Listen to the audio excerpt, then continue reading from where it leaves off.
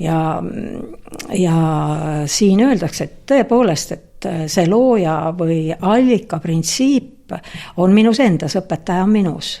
Et kuidas mitte nüüd kalade ajastul olid õpetajad, oli pime mass ja ma üldse vaatan, et see kalade ajastu lõpp on niimoodi, et nagu see, ma ei tea, staatuse küsimus on haridus, dokument.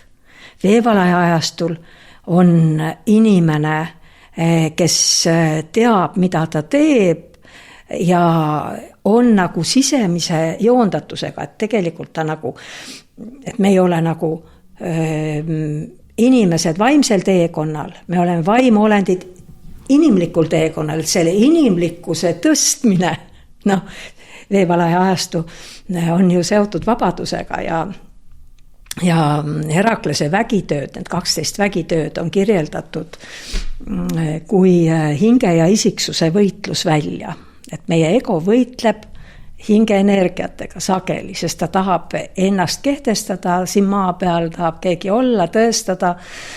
Ja alguses ongi nagu see ego kasvatamine mingis mõttes oluline ja vajalik.